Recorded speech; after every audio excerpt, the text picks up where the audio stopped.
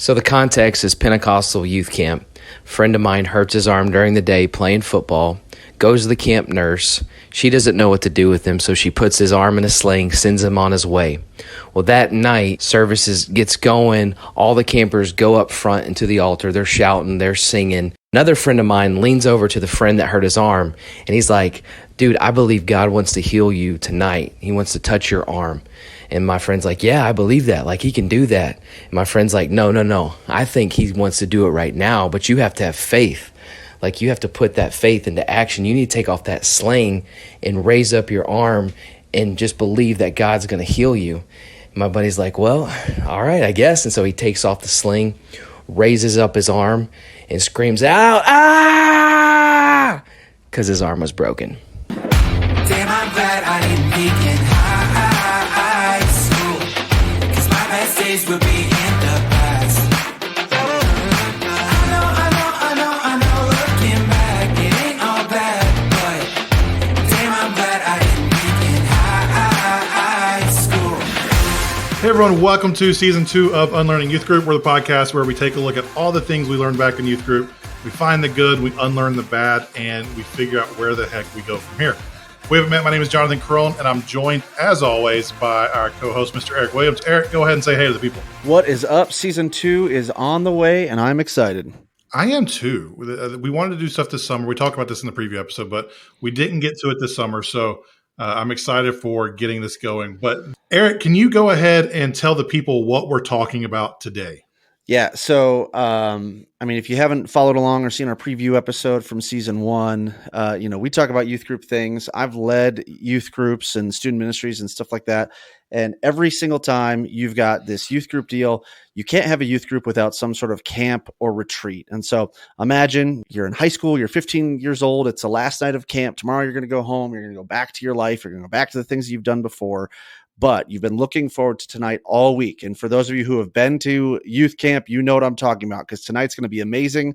The last night of camp is always amazing. There's going to be some sort of party or something like that where some kid is going to be dancing and impressing everybody with their shockingly good dance skills. And you've got a few dollars left to spend at the camp store, so you can just get in the sugar high all you want. And if you're lucky, you might even get to spend a little bit of time with that camp crush, to maybe hold hands or something like that. Definitely holding hands on that last night. We're holding hands. Yeah, that's right. For sure. Maybe we could stand next to him in worship. But before you get to any of that, there's something that's required on that last night of camp.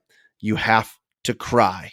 Everything for the entire time you've been doing has been leading up to this final night, this one time where the tension, the speaker has been building, and it's finally going to be released, and you can dedicate or rededicate your life to Jesus. You can, write down on the thing and nail it to the cross. You can do all the other break the glass or whatever other sermon illustration your speaker had you do. You repent of all the things you've been doing, especially all the things you've been doing the previous 5 nights of camp, and apologize to those friends you got a little bit of drama with.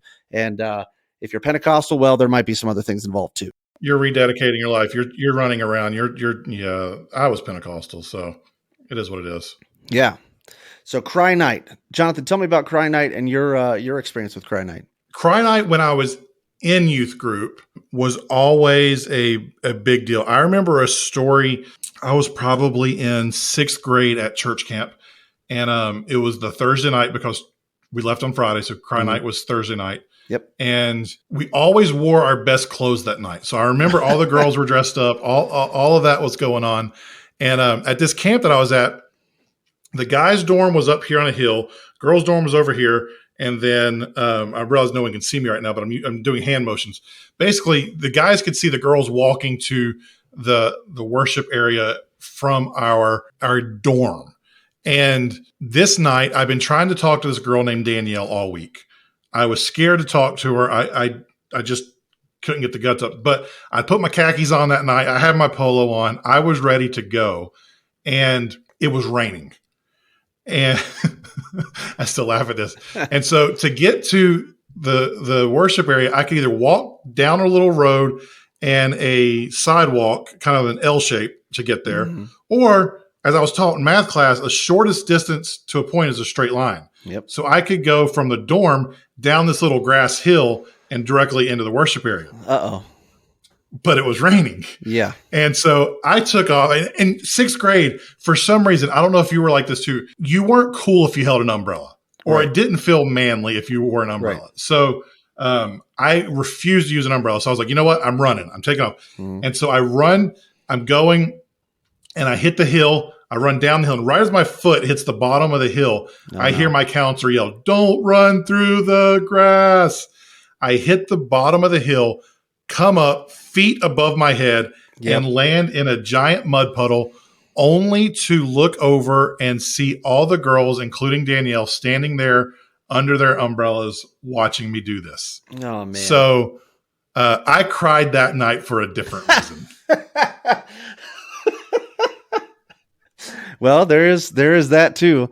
Yeah, cry nights, man. I mean, they're just so interesting. You know, one of my favorite things about leading student ministry was planning our camps. I mean, our camps and retreats, and you know, we had a big middle school, junior high camp, incoming sixth graders through outgoing eighth graders, so basically sixth through ninth grade, and it was a week every summer. And same thing, you know, Thursday night, that was programming the thing. We built it up so that way Thursday would be the night. And I just remember the weird dichotomy too of like, we're going to plan it to be this big emotional night where we pull out all the stops, we get our best speaker that's going to give the I don't know, the most obvious gospel presentation. There's going to be some sort of sermon illustration. We're going to break something or nail something to something or use bleach on something to clear out something. But we also mixed it with like the disco night most years. So like it would be cry night. And then once that was over, it was like, all right, let's have a worship concert and do 3 hours of just Hillsong Young and Free and, you know, whatever else, and just pump it up. And so just like you were saying, everybody dressed up. Well, we had people like dress up in like neon outfits, and they were wearing all these outlandish things. And so it was such a weird thing to see a gospel presentation, and then just like sixth and seventh graders just crying and giving their lives to Christ in neon highlighter print with all the highlighters drawn all over them and stuff like that. It's just cry nights, man. It's something you don't understand unless you've been to a youth camp, I think. We would, when I was leading ministry, we would do the dance party afterwards, but it wasn't like spiritual dance party. It was, we're going to play pop music and everyone's just going to jump around and dance. So it was actually like, so we would have cry night and then go back to dorms or whatever and kind of do the small group thing. And then we would come back and have the dance party where it was like, we just released all the emotions. Now let's all just go have fun. Well, and I remember too, like what would happen is you just finished it. And because there were still kids that were, you know, emotionally just overwhelmed, they would be outside in little huddles and in little groups of 2 or 3, just crying while there's just going on inside of the worship space. And so it's just such a weird mix of things like that. But yeah, so cry night, but it's something that it happens at every camp. And even like when we would do weekend retreats with high schoolers, you knew you would build up that Saturday night's cry night. Yeah. They get their Friday night, Saturday morning, something practical. Saturday afternoon, you have a bunch of fun. Then Saturday night is like, what's your deepest, darkest sin? And how can we just talk about how much Jesus loves you to the point that you can't possibly do anything but cry? Yeah, it became a formula that like when you're planning a retreat or planning a camp, the reason we did them is because they worked. Right. At least they created an emotional response. Sure. Whether though that lasted in a lifelong relationship with Jesus is a different topic for a different day. Sure. But they accomplished what we were going for on those nights when we did them. So if you're new with the show, one of the things we try to do every episode is we intro the topic, we talk about what was bad and where we went wrong. Then we find the good. We find what was good about that approach, even because there's always good, even in things that turn out bad.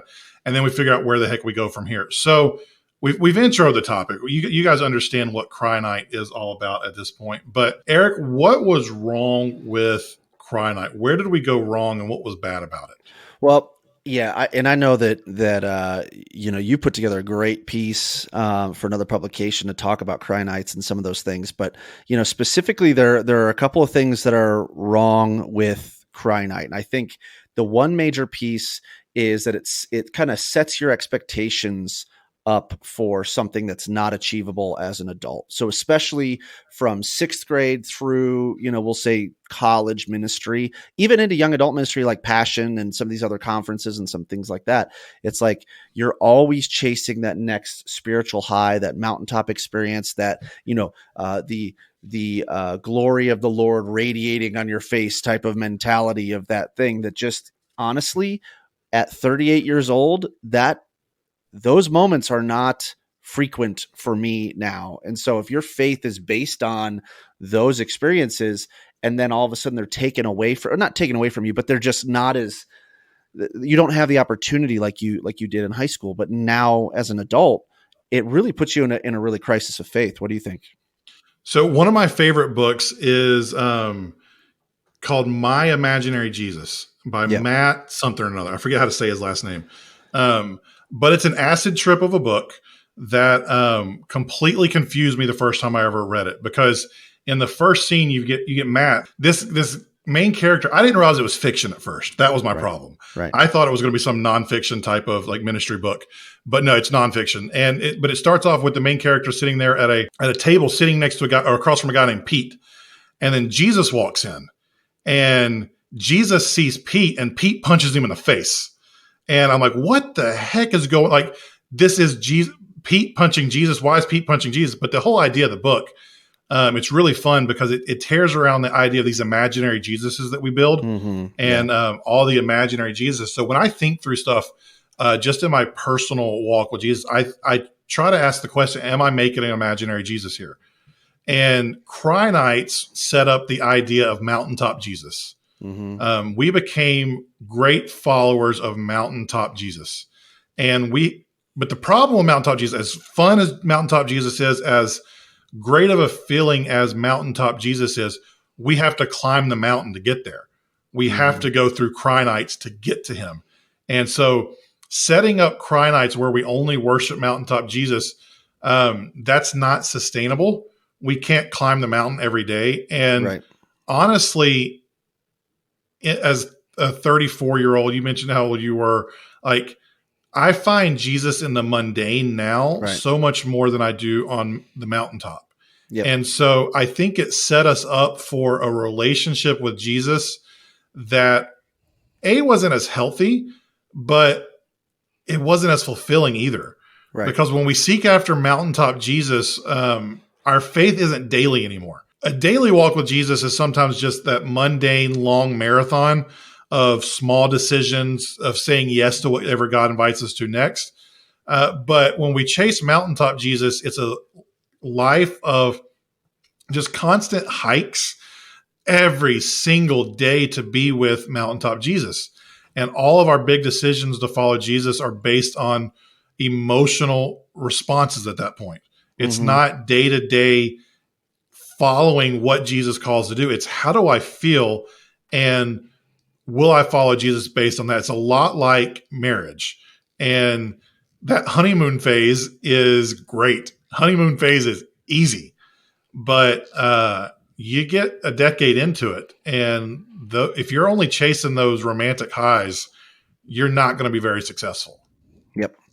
Yeah, no, and I think that this is a great example of like one of the reasons why, why there's so many allegories or so many ties to Jesus being the bridegroom and the church being the bride of Christ. And like, there is this sense that marriage is this relationship that mirrors our relationship or the church's relationship with Jesus. And, you nailed it on the head, is like, you think about it, that's not the sustainability of the honeymoon mindset in your marriage is just not there. And so I love what you said about finding Jesus in the mundane, because it's the same thing that I think about like my wife, right? There are just things and moments where I'm looking and I'm going, wow, I really love her for, and it's not something that's super amazing and honeymoon-esque or like you were when you were first dating. You realize the longer you're in a marriage, the more you appreciate about your spouse. Well, the longer you're in a good marriage, the more you appreciate about your spouse in the little things. And I think that's the same thing that we're talking about here, is like, you have this bad expectation. The other thing that I think it sets up is it sets up something that you'll never be able to live up to. And so you start to maybe vilify your experiences. And so how many people now in their 30s or even right after college, you go church to church to church because you can't find either the preaching or the worship that gives you that same experience. And honestly, if you're honest with yourself, like it's good to find what you identify with. We've talked about that on other episodes. But if you're seeking after something that you're never going to find, you're seeking after that one night that that your youth group put all their money, time, and energy behind creating this emotional experience, like you're not going to find that every single week on a Sunday. And that might leave you feeling dissatisfied with your church, with your worship experience. And I would probably say there's a lot of people who are 25 to 45 right now that don't attend church regularly. And part of it is because that they're not getting that same experience that they had when they were in high school or junior high. And I think that I'm not trying to put people on the spot. I'm not trying to degrade the church. So please don't hear that when I say this. I think there's a current trend in church with Elevation Worship, with Maverick City, with some of these more charismatic worship trends that we're chasing this feeling of, well, the Holy Spirit's in the room. And I bet you that was so powerful when they recorded that. And I'm not discounting it because I've been in those rooms and I think it does exist. Right. So I don't want to act like it doesn't. But when the only example we have of following Jesus is that intense, like in the moment, like all you got emotion driven worship to music, you can't keep that going. For example, my dad got diagnosed with cancer this summer. That it's terminal cancer too. So it's like, we don't come back from that eventually. Right. Unfortunately, we're going to have to bury my dad from it. But if my relationship with Jesus was based solely on Mountaintop Jesus, there's no way I would have been able to find him in that diagnosis. Yeah. There's no way I could have worshiped Jesus through that if I was only worshiping Cry Night Jesus. The fact that I've been able to work through that and I have an everyday relationship with the mundane Jesus or the everyday Jesus, then I was able to find some hope and some grace and some Jesus in that diagnosis. But there's no way I ever would have found that if Mountaintop Jesus was who I was following. Yeah. And I think looking at it from the other side, because like, again, for long time listeners of the show, they know like I wasn't really in youth group. I more led it. And so from the leadership side, we end up manufacturing these situations. And, I play drums. So I know what it's like to be on stage, to be in the worship. And like week in and week out, if you're at a mega church that has 3 services, that has 5 services, that has 7 services a day, trying to recreate that moment every single service becomes manufactured and fake. And think about what that does to the people on stage. Think about what it does to your heart as you're planning these things, trying to chase after, okay, guys, we know Thursday's coming. This is the Cry Night. This is when we're going to get all the hands and all the decisions and all the stuff. And now we start dictating life change and we start doing that instead of saying, hey, we're going to create the environment that we believe the Holy Spirit is going to work through. And we want to steward well the resources we have for the Holy Spirit to move. No, instead we're like, no, we've got to force the issue. And if the worship leaders aren't on their knees while they're singing and they're not, crying crocodile tears, it's not real. It's not authentic. And so that becomes dangerous from the other side as well. And I was on the other end. I was in production. So I knew how to, if I wanted to manipulate a room based on lighting. And we could build it back up. We can go super bright, or we can bring it back down, be super intimate. But we kind of dogged on Cry Night at this point. We've talked about all the bad stuff, but we don't want to be a podcast where we're just talking about the bad stuff. We don't want to just tear the church down, and that we do want to find the good so that we can figure out where to go next. So with Cry Nights, what was there anything we got right? Where was the good intention that was underlying of those? Oh yeah. Well, let me start here. I don't think the first person that, there was no youth leader somewhere that said, we should do a Cry Night. I think it happened. And then we tried to recreate it. And so, the whole piece of being at church camp is, you're telling these parents, trust us to take your kids away for a week or a weekend. That way you could be removed from the things that you face in normal life. That way you can be in a different scenario, in a different situation. You can be in some of these other spots so that you could be more emotionally vulnerable, so that you can maybe receive the truth a little bit differently, so that you can evaluate some of the things in your lives a little bit differently. And so, whereas the Cry Night might have been the only night that some of your students have openly expressed that type of emotion all year long. So I would say, or in their entire life, or their entire life, right? So that's something too that I would say is very, very good about it. The other thing is, emotions lead to life change. Usually we don't like to change as human beings unless there's something that says what we're doing now is worse than the pain of changing. And when you have strong emotional times, that's when you're most open to making different kinds of life change. Now, we've already talked about, does that create sustainable life change? Not always, but creating those environments where you actually break down barriers, you actually break down some of those defenses because you're allowed to feel these emotions rather than bottling them up, rather than any other time where we just appeal to the intellect. Yes, you have to appeal to someone's intellect, but you also have to make an emotional appeal in order to get people to really, buy in and really internalize what's being talked about. and I would say we have to, before we can teach kids about that mundane, everyday Jesus, we have to first introduce them to Jesus in general. And so those emotions and separating kids from the day-to-day and getting away, that does open you up to a way to experience Jesus in a way you never have before. So I think from a starting point, Cry Nights are a great starting point. Yeah. They get everything else to go away. And it's, okay, that's where it is. We wash it all away, but it can't be where we end. Right. And I think as we think through moving forward, as we think through what is here, I don't think Cry Nights are bad. Like if I was planning a retreat tomorrow, I would probably have a Cry Night there. Like just way that I wouldn't call it a Cry Night, but as I think through writing a series of teaching or a weekend, there's always that pivotal moment where we have to call people to change. And that usually happens in an emotionally driven response. However, that can't be where we end. That can be where we start, but it can't be where we end, because if we end there, then we miss Jesus throughout the time. And I mean, you think even scripturally where Paul says, when I was a kid, I thought like a kid. Now that I'm older, I think like an adult. That's kind of where we have to go.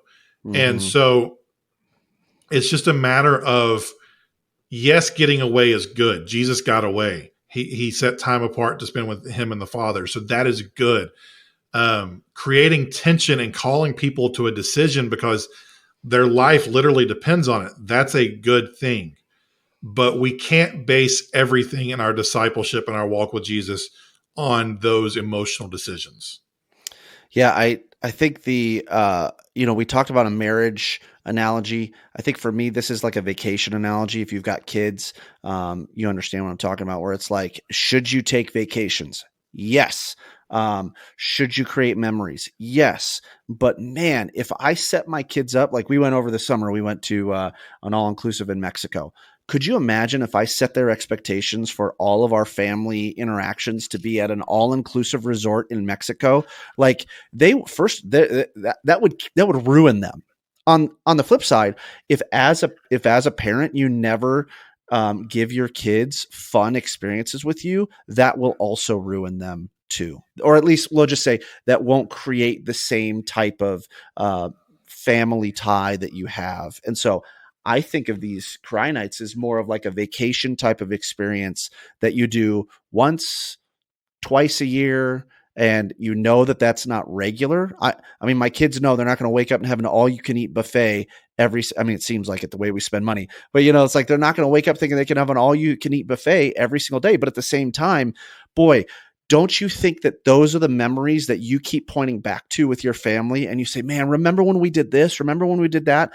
And so now as adults, I mean, I still get students who are adults now that will say that night that we had where you said this or where this thing happened, that was the night that changed my life, or that was my favorite. That was the night I remember. So they become like the best sessions, the best nights, the best talks that they remember. But again, it's not just that, it's all of the other experiences that they had that built into it as well. So we are adults now.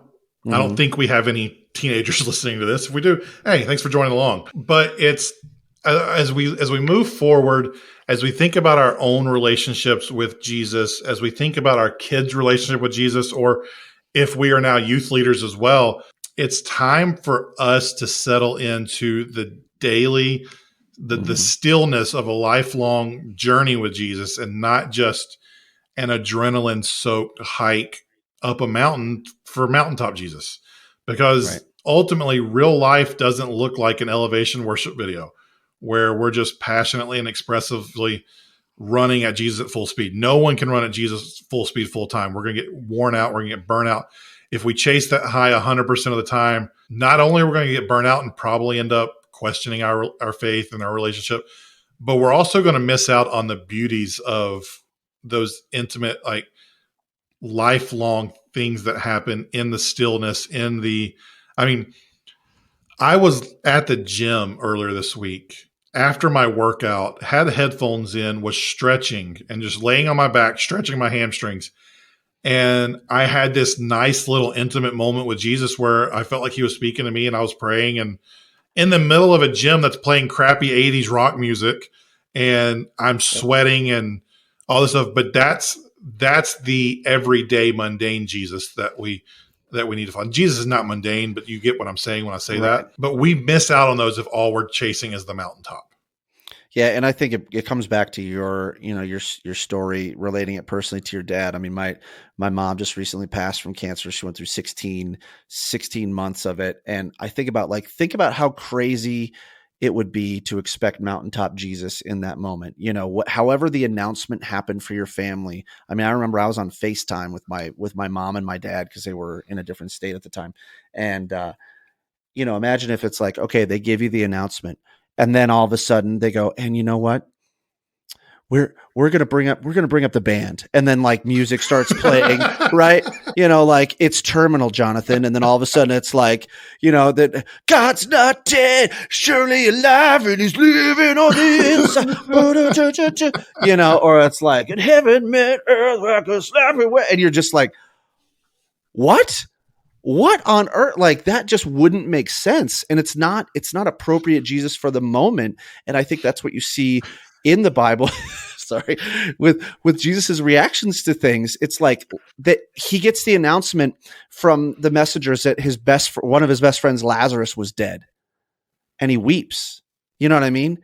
He doesn't take the time to go, okay, let's go on the mountaintop over there and let's have a sermon, right? Like, no, he figures out what's right for the moment, for what's needed. And I think that that's exactly what Cry Nights are great at, but they're also something that we need to keep in mind is that, hey, there's times where that diagnosis happens and then you hear the best words ever, remission. And it's like, yes, should we be weeping and praising Jesus and shouting from the mountaintops? Yes, of course, right? There are things that happen in your life that you're doing that, but there are other times where it's like someone gives you news and your best answer is not to go, well, you know what?